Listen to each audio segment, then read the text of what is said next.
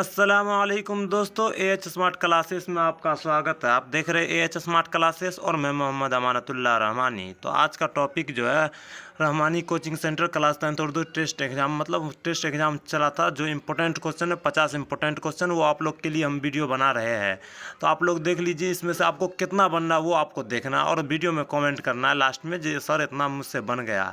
तो देखिए, दर्ज झेल मारूजी सवालात में से 50 का सही जवाब मुंतखब करें। ये टेस्ट था और बच्चा लोग जवाब भी दिया, अब उसका रिजल्ट आना बाकी है। तो आज का क्लास शुरू करते हैं आप लोगों के लिए।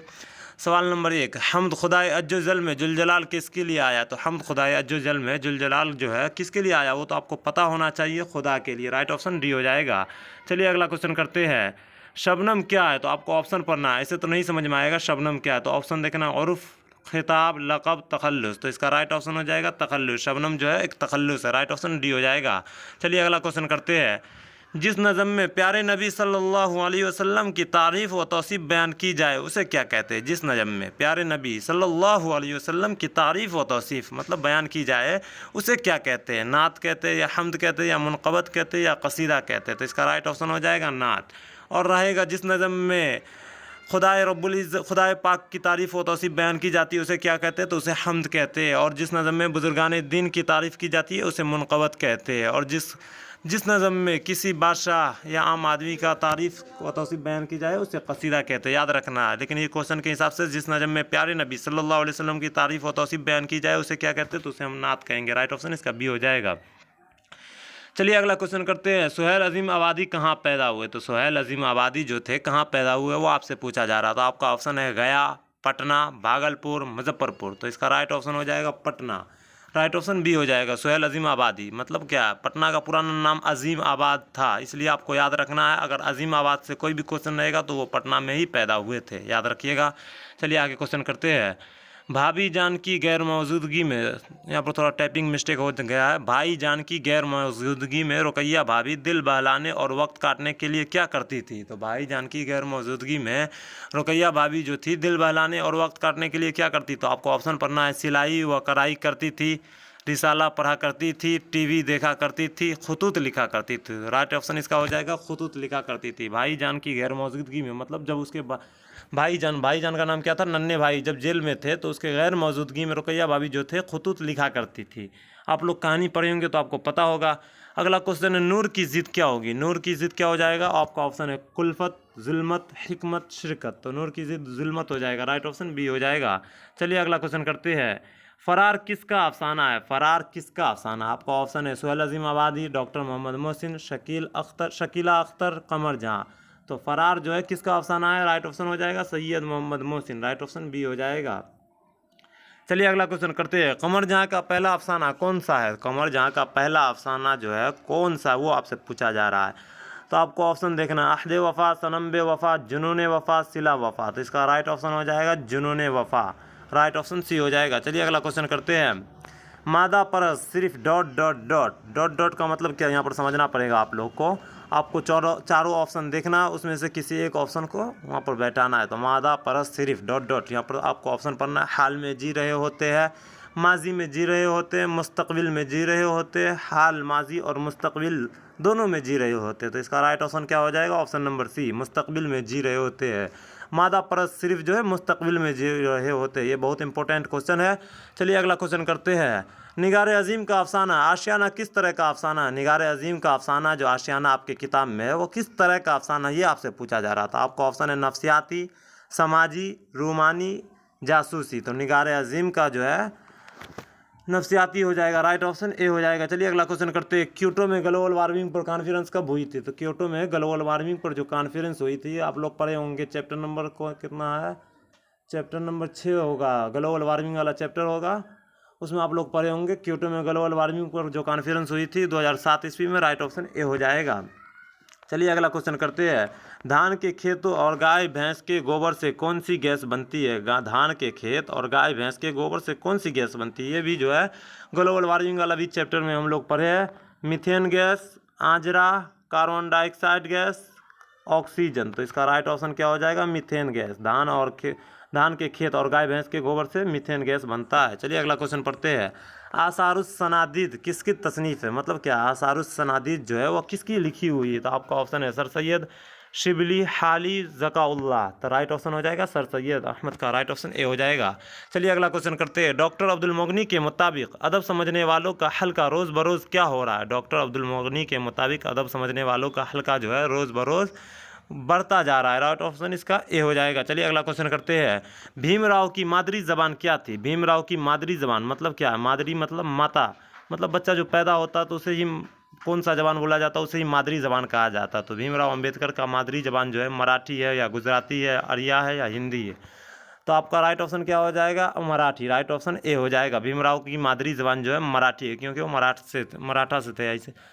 चलिए अगला क्वेश्चन करते हैं। आगा हशर कश्मीरी का ताल्लुक किस सिनिफ से है? आगा हशर जो थे उसका ताल्लुक किस सिनिफ से है? तो आपका ऑप्शन है शायरी, ड्रामा, अफसाना, तनकीद। तो राइट ऑप्शन क्या हो जाएगा? ड्रामा। राइट ऑप्शन बी हो जाएगा। आगा हशर कश्मीरी का ताल्लुक जो है ड्रामा से। याद रखिएगा, ये क्वेश्चन बहुत इंपॉर्टेंट क्वेश्चन है, आपके बोर्ड एग्जाम में भी देखने को मिल सकता है। चलिए अगला क्वेश्चन करते हैं। लुत्फ़ुर रहमान को उर्दू तदरीस के अलावा किस ज़बान से ज़्यादा दिलचस्पी थी? क्या कहा जा रहा है? लुत्फ़ुर रहमान को उर्दू तदरीस मतलब उर्दू को पढ़ाने के अलावा किस चीज़ से ज़्यादा दिलचस्पी थी? तो आपका ऑप्शन है सियासत, तिजारत, वकालत, हिकमत। तो राइट ऑप्शन हो जाएगा ए सियासत। लुत्फ़ुर रहमान को उर्दू पढ़ाने के अलावा सियासत से बहुत ज़्यादा दिलचस्पी थी। चलिए अगला क्वेश्चन करते हैं। ज़मीन के बाशिंदों को कितने तरह के ग्रहण से वास्ता पड़ता है? ज़मीन के बाशिंदों को कितने तरह के ग्रहण से वास्ता पड़ता है? आपका ऑप्शन है 2, 4, 3, 1। तो राइट ऑप्शन क्या हो जाएगा? 2। ज़मीन के बाशिंदों को 2 तरह के ग्रहण से वास्ता पड़ना पड़ता है। एक है चांद ग्रहण और दूसरा है सूरज ग्रहण। चलिए अगला क्वेश्चन करते हैं। आर्या सिद्धांत और तंत्र किताब कहाँ लिखी गई? आर्या सिद्धांत और तंत्र किताब जो है कहाँ लिखी गई है आपसे पूछा जा रहा है। तो आपका ऑप्शन है पटना, बी में त्रेगना, सी में खगोल, डी में गया। तो राइट ऑप्शन इसका क्या हो जाएगा? त्रेगना। आर्य सिद्धांत और तंत्र किताब जो है त्रेगना में लिखी गई थी। राइट ऑप्शन बी हो जाएगा। अगला क्वेश्चन है क्वेश्चन नंबर 20। ज़मीन किसका तवाफ करती है? तवाफ का मतलब होता है घूमना है। तो ज़मीन किसके चारों ओर घूमती है? तो आपका ऑप्शन है चांद, सूरज, जहल, मुश्तरी। तो राइट ऑप्शन क्या हो जाएगा? ज़मीन जो है चांद या सूरज का करता है। आपको इसका ऑप्शन बताना है। राइट ऑप्शन इसका बी हो जाएगा। चांद जो है सूरज के और चारों ओर घूमती है।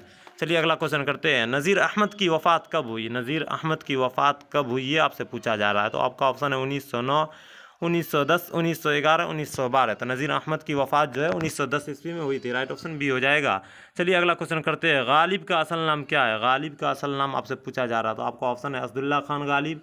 और देखिए बी में क्या असअदुल्ला खान, मतलब सेम नाम है, खाली वहाँ पर एन नहीं, यहाँ पर एन है। ये बात आपको याद रखना है। आपके बोर्ड एग्जाम में भी इस तरह का ऑप्शन देखने को मिल सकता है, वहाँ पर आप लोग गलती मत कीजिएगा। और सी में असदुल्ला खान और डी में असीरुल्लाह खान। तो इसका राइट ऑप्शन क्या हो जाएगा? Asadullah Khan Ghalib. Right option A हो जाएगा। चलिए अगला क्वेश्चन करते हैं। गदर का वाक़या कब हुआ? गदर का वाक़या, देखिए क्वेश्चन समझने वाली बात है। गदर का वाक़या मतलब 1857 की क्रांति कब हुई? तो जाहिर सी बात है 1857 की क्रांति जो 1857 ईस्वी में ही हुई थी। तो आपका ऑप्शन है 1857, 1858, 1856, 1859। तो राइट ऑप्शन क्या हो जाएगा? 1857। गदर का वाक़या कब हुआ? तो 1857 में। याद रखना आपको, अगर पूछा जाएगा गदर का वाक़या कब हुआ तो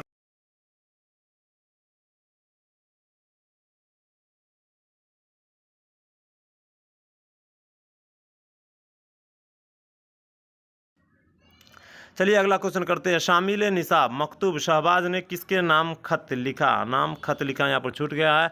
आप लोग समझदार खुद है। शामिल निसाब मतलब आपके किताब में जो निसाब शामिल है, मकतूब शहबाज ने किसके नाम खत लिखा है? तो आपका ऑप्शन है बीवी के नाम और बी में बेटी के नाम, सी में बहन के नाम और डी में भाई का नाम। तो राइट ऑप्शन क्या हो जाएगा? बेटी के नाम। राइट ऑप्शन बी हो जाएगा। चलिए अगला क्वेश्चन करते हैं।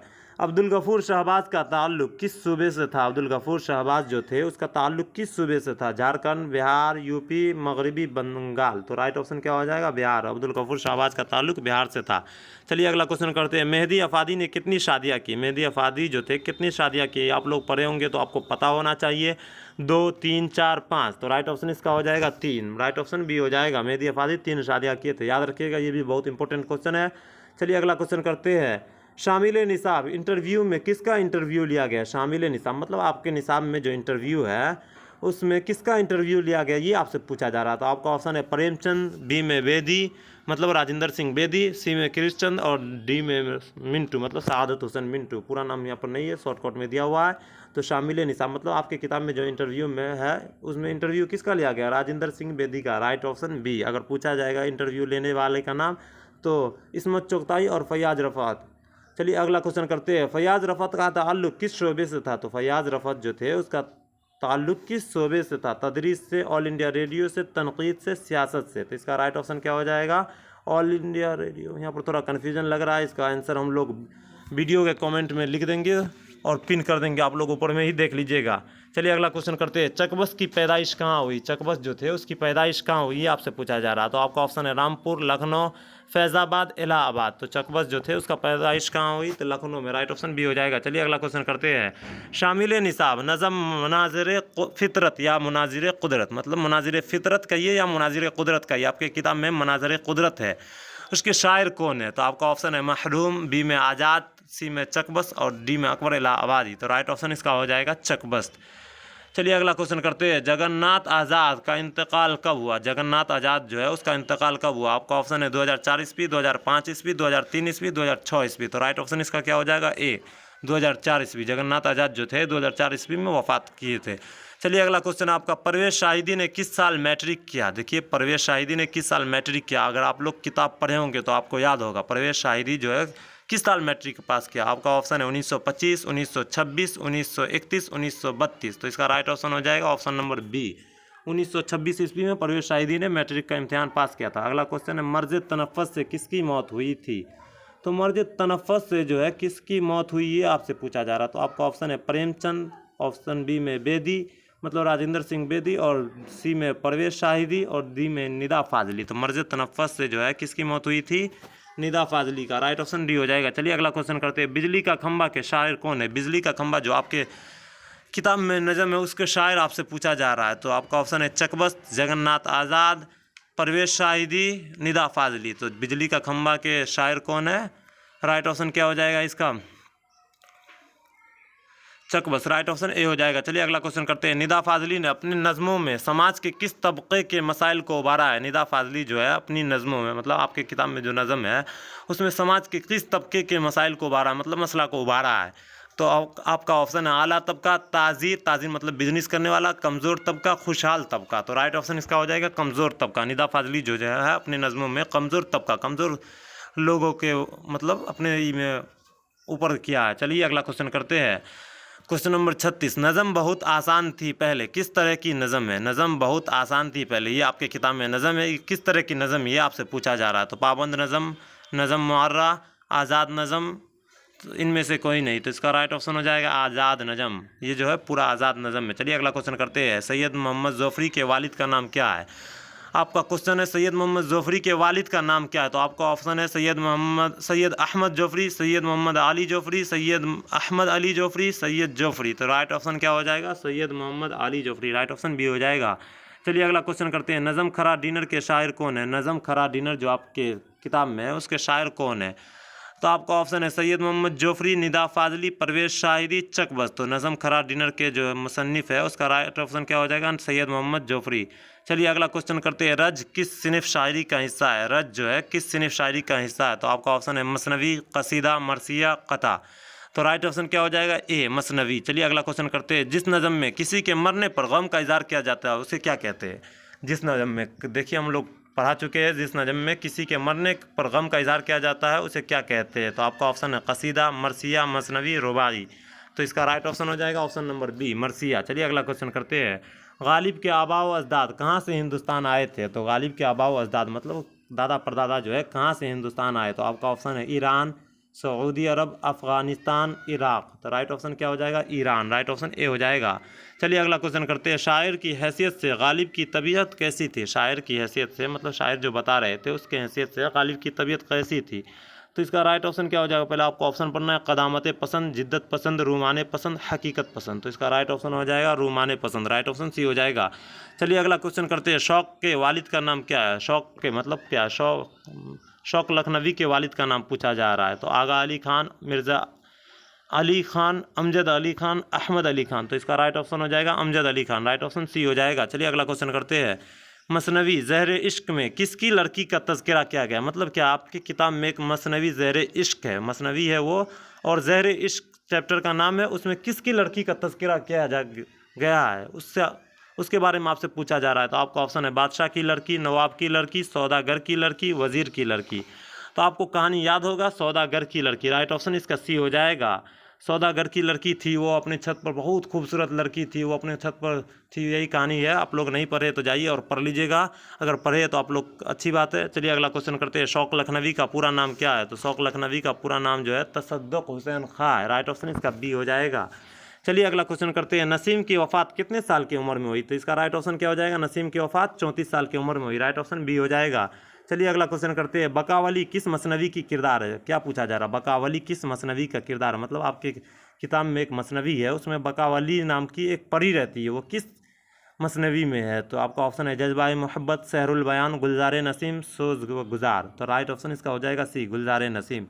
चलिए अगला क्वेश्चन है। गंगा प्रसाद कौल दयाशंकर नसीम के कौन थे? देखिए क्या पूछा जा रहा है। गंगा प्रसाद कौल जो है दयाशंकर नसीम के कौन थे?